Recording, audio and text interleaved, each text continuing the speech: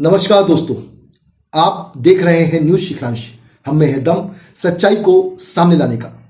आज हम रविवारी मुद्दे की बात पर आते हैं और प्रशासन से विशेष ध्यान की बात कर रहे हैं कि मध्य प्रदेश में राइस मिल उद्योग इन दिनों बेहद समस्याओं से घिरा हुआ है।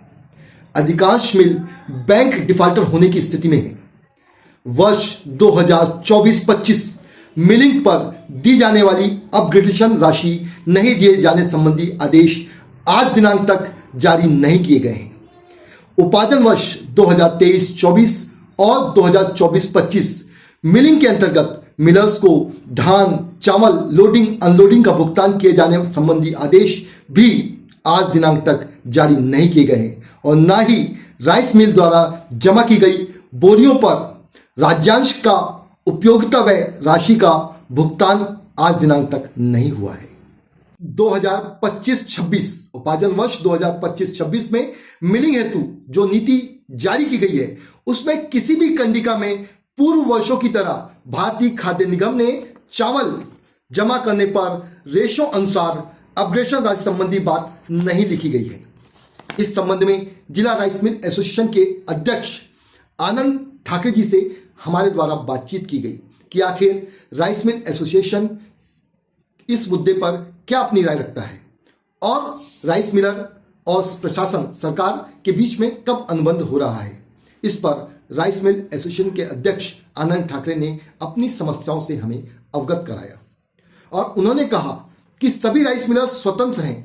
वे अगर प्रशासन की नीतियों से सहमत हैं तो वे अनुबंध कर सकते हैं। इसमें एसोसिएशन का कोई भी दबाव नहीं है। जब हमारे द्वारा उनसे पूछा गया कि बालाघाट जिले के कुछ राइस मिलर जिन्हें सरकार जो है धान पीसने के लिए देती है लेकिन वे अन्य राज्यों में उसे बेच देते हैं और अन्य राज्यों का चावल लाकर प्रशासन को जमा कर देते हैं, क्या rice mill association in rice मिलरों पर भी कोई कार्रवाई करेगी?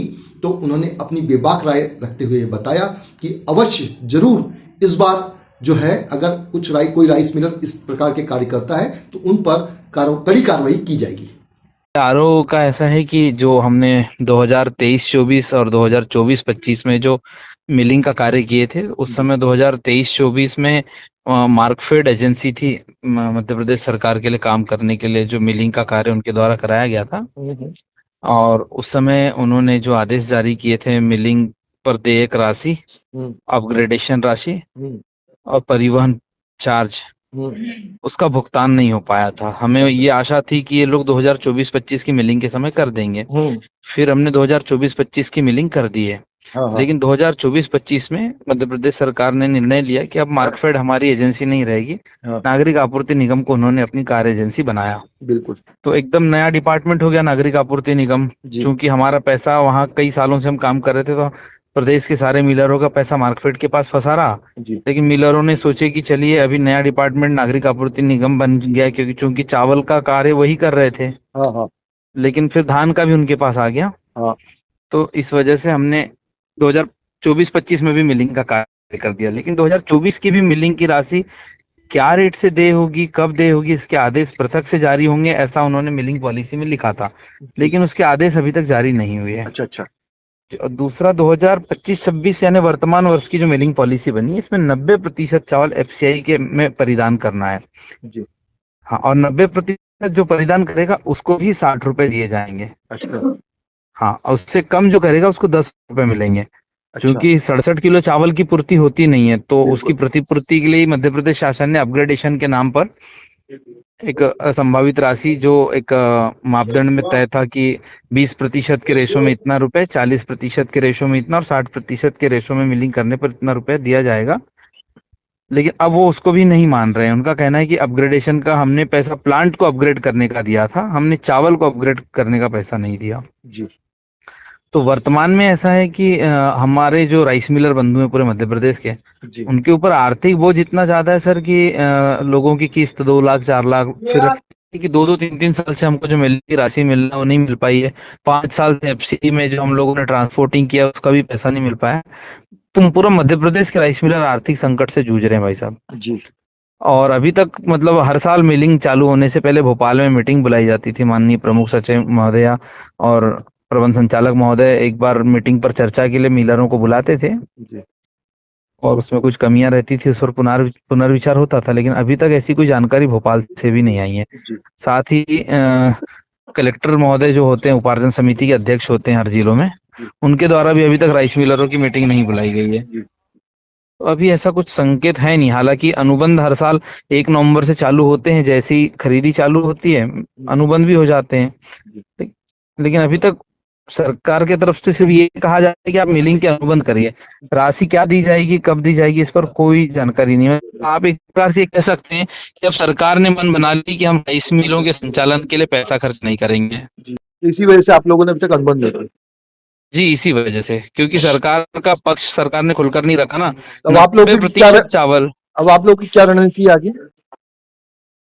पूरे मध्य प्रदेश में, जी मध्य प्रदेश चावल उद्योग महासंघ के तहत पूरे मध्य प्रदेश के मिलरों से ये निवेदन किया गया है कि अगर आप 90% चावल जमा करने में समर्थ हैं और सरकार के बिना किसी मिलिंग चार्ज, बिना किसी प्रोत्साहन राशि, अपग्रेडेशन राशि, हमाली, तौल, ट्रांसपोर्टिंग के बिना अगर आप सरकार के फ्री में काम करके दे सकते हैं और जो सक्षम है वो कर सकता है। जी किसी पर ऐसा बंधक नहीं, किसी को रोका भी नहीं गया है। जी हाँ, लेकिन पूरे मध्य प्रदेश की स्थिति ये है कि आज जो मिलरों के ऊपर जो आर्थिक संकट है, जी मतलब आप ये भी कह सकते हैं कि कई मिलें एनपीओ होने की कगार पर खड़ी हैं मध्य बिल्कुल, प्रदेश में। बिल्कुल, कई इसमें कोई लोगों दो के राय पास नहीं। हाँ। पैसा नहीं है। मैं मतलब आपको पत्रकार ना मानकर बड़े भाई के नाते आपसे बात कर रहा हूँ। जी तो मैं अगर सच्चाई बोलूं तो ये स्थिति है कि लोगों ने जो लिमिट लेके रखा था संचालन करने के लिए, लिमिट का पैसा पूरा खर्च हो चुका है। सिर्फ इस उम्मीद में जी रहे हैं कि सरकार ने दे दी तो हम जिंदे रहेंगे। चलिए, ये तो सरकार की बात हो गई है ना। जी दूसरी तरफ मैं ये बोल रहा हूँ कि कुछ राइस मिलर जो सरकार आपको धान पीसने दे रही है जी उसको बेच देते हैं, है ना। जी बिल्कुल। तो उसके लिए मिलर मतलब आपका जो एसोसिएशन है कुछ कठोर कदम उठाएगा? जी जैसा जी, इस पाया बार हम जाता सब कठोर कदम उठाएंगे। है। इस बार एसोसिएशन को हमने एक बैनर तले और संगठित होने का निवेदन किया है, और पहले जो भी चीजें हुई हैं हम पूरी कोशिश करेंगे कि ये सब चीजें ना हो। जी सरकार की धान मिले और उससे अच्छी क्वालिटी का चावल तैयार करने के लिए की जाती है, ना कि बेचने के लिए। इस पर अंकुश बहुत लगाना अच्छी चाहिए, क्योंकि 2-4 लोगों की वजह से पूरा संगठन बदनाम होता है, सबको पीड़ा झेलनी पड़ती है, फिर अनावश्यक जांच होती है, जांच के दायरे में प्रत्येक व्यक्ति आता है, जांच समय अवधि तक मिलों को बंद रखा जाता है, परिधान बंद रहता है, उठाव बंद रहता है, आपकी लेबर खाली पीली बैठी रहती है, महीने में जो औसत बिजली बिल आना है वो आता है, ब्याज बैंक का लग जाता है। तो हम तो चाहते हैं कि काम साफ सुथरा हो, काम में बाधा ना आए, प्रशासन को आकर के जांच का मौका न दे। हम तो यही निवेदन करते हैं सबसे।